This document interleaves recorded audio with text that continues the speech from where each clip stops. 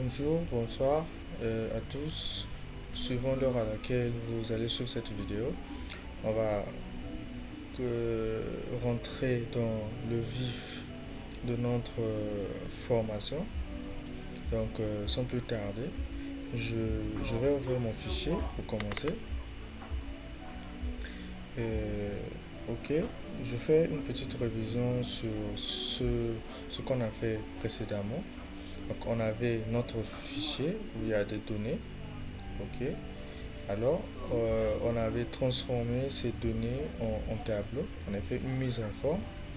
Donc, pour faire ça, on était allé dans insertion, ensuite ici dans tableau. En fait, pourquoi créer le tableau? C'est pour organiser et analyser les données, ces données qui sont associées. En fait, ce tableau va nous faciliter le tri, le filtrage, la mise en forme de notre feuille Excel. Donc, vous pouvez faire CTRL L directement ou bien, comme on l'a fait, insertion, ensuite tableau. Excel détecte la plage de nos données. Il faut préciser aussi que faudra cliquer il faudra confirmer que ici on a coché sur mon tableau comporte des entêtes parce que c'est important pour la suite. Alors, lorsqu'on a cliqué sur OK, on avait cliqué sur OK, on avait directement notre tableau avec des filtres. On peut appliquer par exemple source de trafic.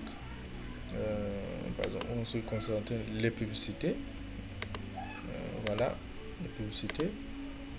On n'a pas rejoint Alep, on avait vendu deux produits, le prix 192, le chiffre d'affaires et tout, la livraison était à temps, le retour non, il n'y avait pas de satisfaction par exemple, ainsi de suite. Donc pour aujourd'hui, nous allons commencer l'analyse. On va faire l'analyse de l'évolution du chiffre d'affaires. Pour cela, on va ajouter une feuille. On va cliquer sur plus. Ok. On va aller sur. On va aller ici sur insérer. Tableau croisé dynamique. Alors, on nous dit ici de choisissez les données à analyser, sélectionnez un tableau ou une plage. Donc, nous, on a notre tableau qu'on veut analyser. Donc, ici, on peut renseigner le nom ou bien aller chercher le tableau. Donc, je peux faire d'abord annuler. Je vais vous montrer quelque chose. Je clique sur données de tableau, sur la feuille données de tableau. Quand je viens sur création ici, vous allez voir que le nom de mon tableau, c'est tableau 1. Donc, moi, je préfère que ce soit tout simplement tableau. Je clique entrée pour voilà. J'ai bien retenu le nom de mon tableau. Je reviens sur ma feuille. Je viens sur insérer. Ensuite, tableau croisé dynamique. Je renseigne le nom de mon tableau, tout simplement. C'était tableau. Et après, on a dit la suite ici. Choisissez l'emplacement de votre rapport de tableau croisé dynamique.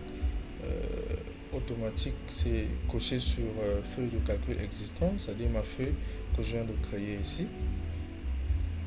Je clique sur OK. Et donc là j'ai mon tableau croisé dynamique ici. Là, ici, ce seront des champs que je vais renseigner au niveau de mon tableau. Dans notre cas, nous ici, on veut analyser l'évolution du chiffre d'affaires. Donc, quand on parle d'évolution, on parle du temps.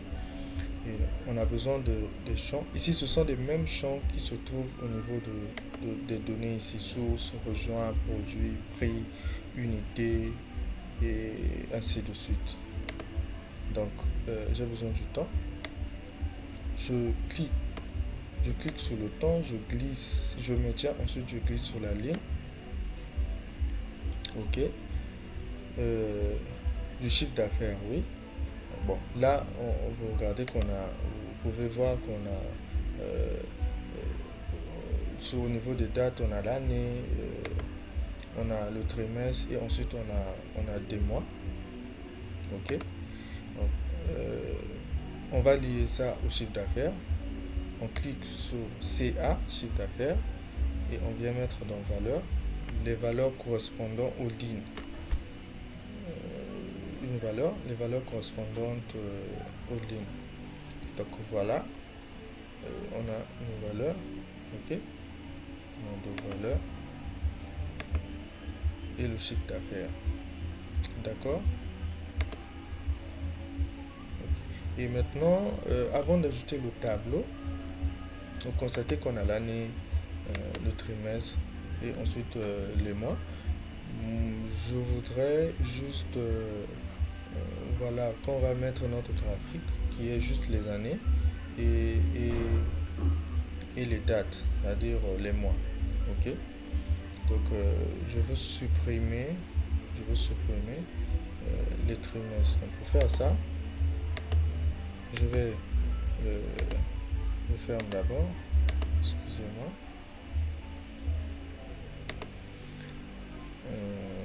Donc j'étais ici.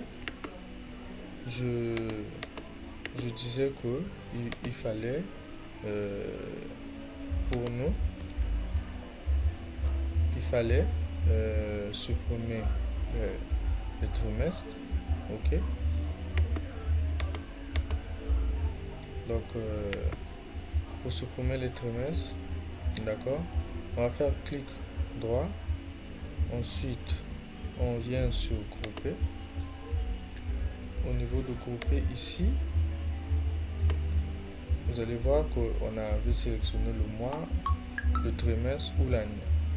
Moi j'ai besoin du mois et du trimestre. Donc je vais faire CTRL, je fais CTRL, ensuite je clique sur trimestre. Voilà, j'ai désélectionné le trimestre. Je peux faire OK. Vous suivez ici que c'est supprimé. Le trimestre a été enlevé. OK. Le trimestre a été enlevé. Donc, place au graphique. Donc, pour faire un graphique, généralement, l'évolution du temps, les graphiques, souvent, on ne met pas les graphiques n'importe comment. Ça dépend des types de données qu'on a. Quand on a l'évolution du temps, le temps, on a l'évolution, la préférence serait de mettre une courbe. Donc on va aller dans la série. Ici on a des graphiques. Ok. On peut cliquer sur graphique dynamique. Il va nous donner par exemple un graphique par défaut. Nous c'est pas ce qu'on veut. Donc on vient dans graphique. Ensuite on a dit l'évolution c'est les courbes. D'accord. Ok. Je sélectionne. Et voici j'ai une courbe. Quand je délie, quand je scroll, j'ouvre mes données, vous voyez que ici on a notre graphique. Et je voudrais que ici, en bas ici, que ça soit rempli, que mon graphique soit rempli au fait, ici en bas. Au lieu que ça soit juste une courbe ou une ligne, je voudrais que ici ça soit rempli. Donc pour ça, il y a la possibilité d'utiliser les courbes en R. Je vais vous montrer. Donc on vient sur insérer ici, graphique, ensuite courbe en R, on a les courbes en R ici. Vous voyez que les courbes en R c'est rempli. Donc c'est ce que je veux utiliser. Je sélectionne, je clique sur entrée. Voilà, ici j'ai une courbe en R. Je peux supprimer le graphique ici. Et voilà, j'ai mon graphique. Total ici, ça ne sert à rien. Je peux enlever ainsi qu'ici. Voilà, j'ai ma courbe en R. Donc ici nous avons fait un tableau croisé dynamique et un graphique. Merci d'avoir suivi. On se retrouve pour la suite. N'hésitez pas à poser des questions. Je voulais faire que la vidéo soit ne prenne pas trop de temps. Je voulais expliquer mais très rapidement aussi, mais de manière aussi fluide. Voilà ce que nous avons comme résultat. On peut changer les couleurs, de notre graphique en venant sur création ici. On peut changer des formes, On peut aussi changer des couleurs. Voilà. Ce qui nous intéresse, c'est juste d'abord faire le graphique. Voilà, bon travail à vous. Pour ceux qui ont fini, on se retrouve sur la prochaine vidéo.